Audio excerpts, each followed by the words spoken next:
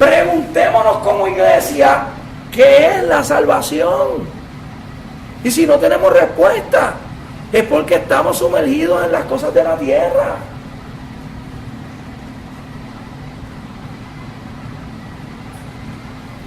No es fácil orar. Y yo lo reconozco porque yo oro.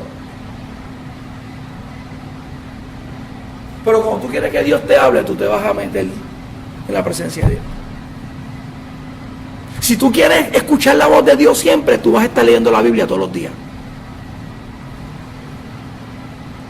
Si tú quieres conocer a Dios, tú vas a leer la Escritura.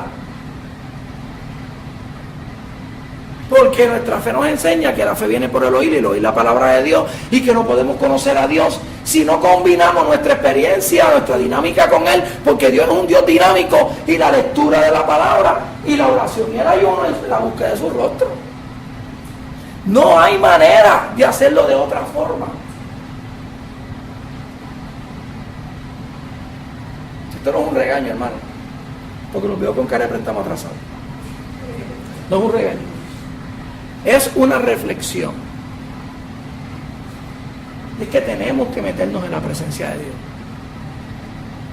Es que es necesario.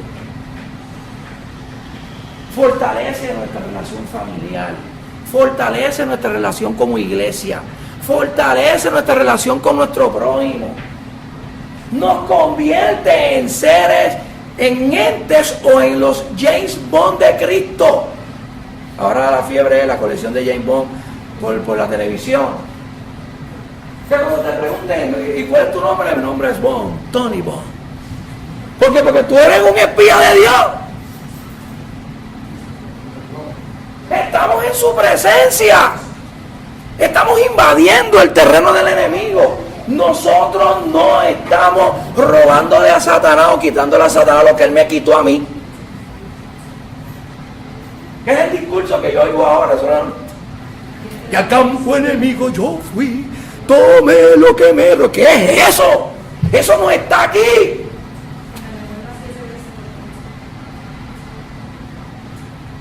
Y a veces justificamos eso para envidiar lo que tiene aquel y estar pidiéndole a Dios que me dé lo que tiene el otro. ¿Qué es eso? Pablo dice, buscar las cosas de arriba. Es lo mismo que Jesús nos está diciendo aquí. Valoremos la salvación.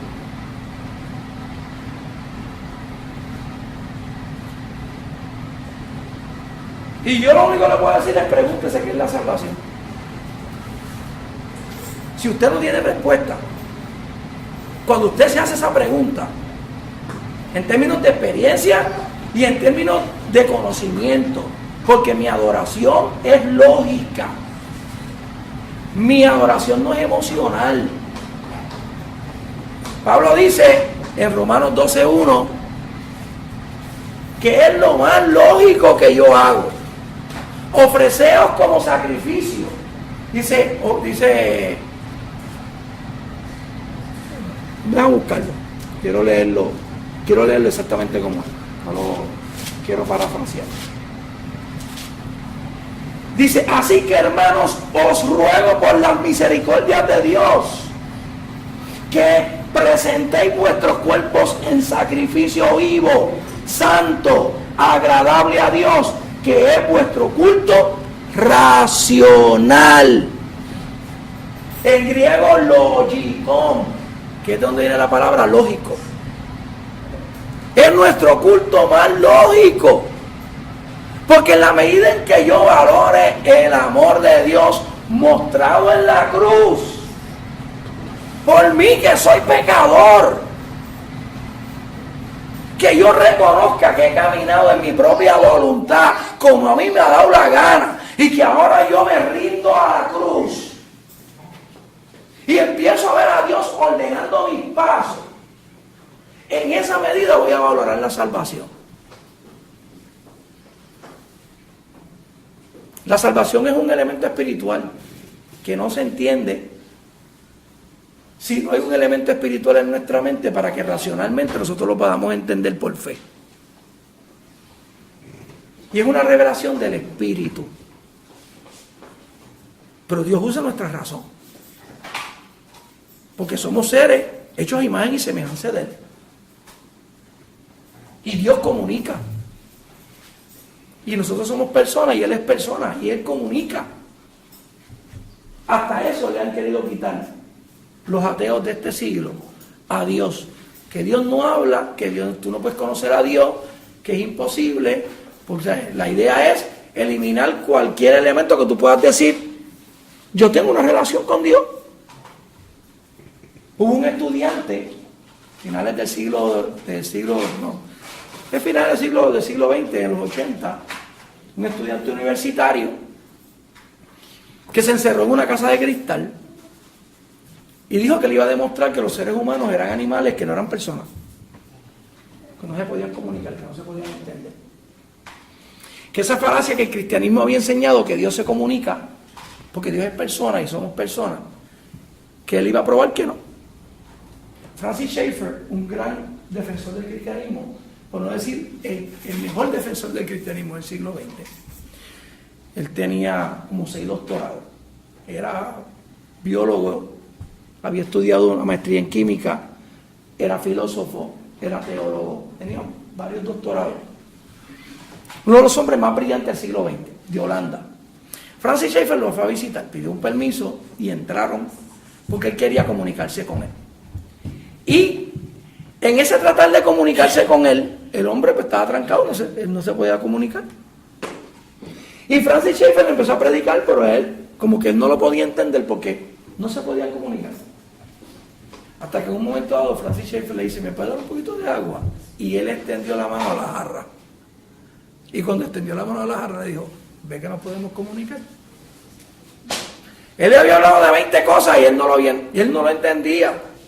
Hasta que echó la mano a la jarra y todos sus argumentos de que los seres humanos no se podían comunicar y que Dios no nos había hecho a su imagen y semejanza y por lo tanto no nos podíamos comunicar con Dios, se le cayeron. Son argumentos tontos que tú dices, pero ¿cómo una persona puede llegar a eso? Pero muchas universidades han llegado a esa locura, que son dominadas por el pensamiento humanista, secular y científico. ¿Qué es la salvación? Es la pregunta que quiero compartir con ustedes hoy. ¿Y cuánto la valoramos?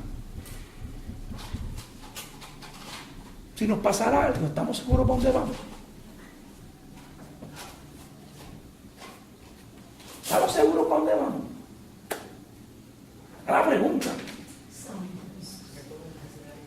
¿Cómo la fe nuestra, que es puesta por Dios y que tú eres el responsable de alimentarla y de crecer en esa fe, cómo la fe nuestra nos sostiene en un momento de crisis donde enfrentemos la muerte?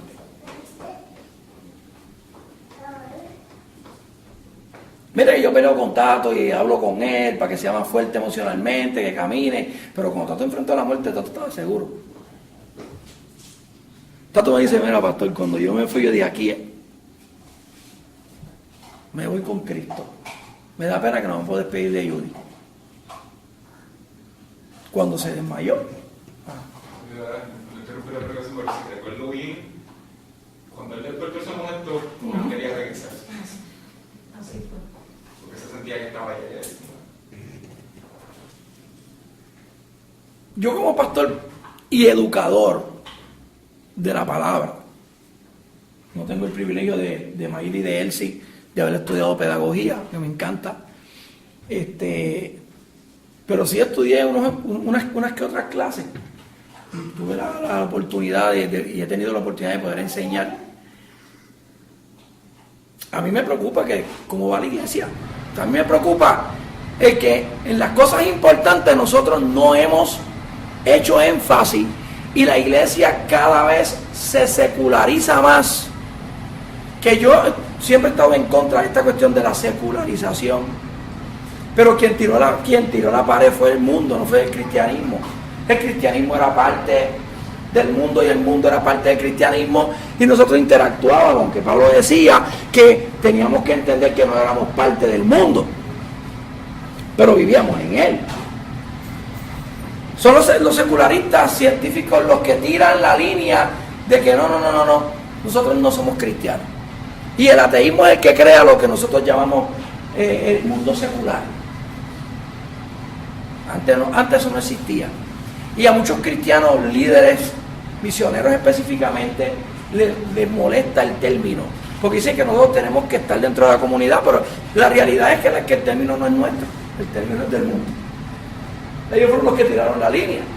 Cuando dijeron no queremos ser más cristianos y sociedades completas, dijeron somos ateos, se acabó. Como Francia. Francia dijo no queremos ser más cristianos y tiraron la línea. Pero este mundo secular ha creado este monstruo en cierta medida y han rechazado totalmente el cristianismo. Pero nosotros como cristianos tenemos que estar claros de lo que nosotros creemos y lo que nosotros pensamos.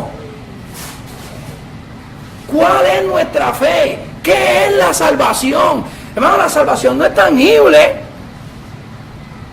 La salvación no es algo que yo puedo tener en términos físicos. Es algo en que yo creo. Y que en mi experiencia con Dios todos los días, yo fortalezco esa fe y puedo experimentar en mi relación con Dios lo que es la salvación. O sea, yo no puedo decirte la salvación es verde, tiene botones, manga corta, o es un pantalón con el ruedo para arriba o no tiene ruedo para arriba, o es un carro de tal modelo. Yo no puedo decirle eso a nadie. Yo te tengo que decir, la salvación es real y yo la experimento todos los días. Porque hermano, si yo no la experimentara, yo no estuviera aquí o yo, porque a mí me gustaba lo que hacía en el mundo.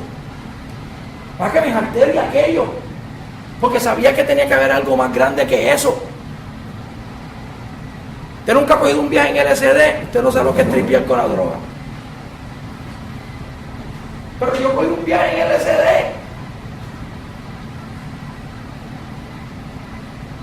Me acosté a dormir y me levanté al otro día, porque me levantó Tuti, porque me quedé con el pie para arriba amarrándome el zapato, soltándomelo, y me quedé con el pie para arriba para atrás en la cama.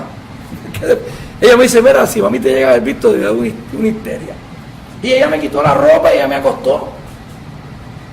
Y cuando yo desperté, yo creía que eran las 10 de la mañana, era las 3 de la tarde, yo creía que había dormido media hora, y había dormido casi 24 horas. Y nada se asemeja a la salvación.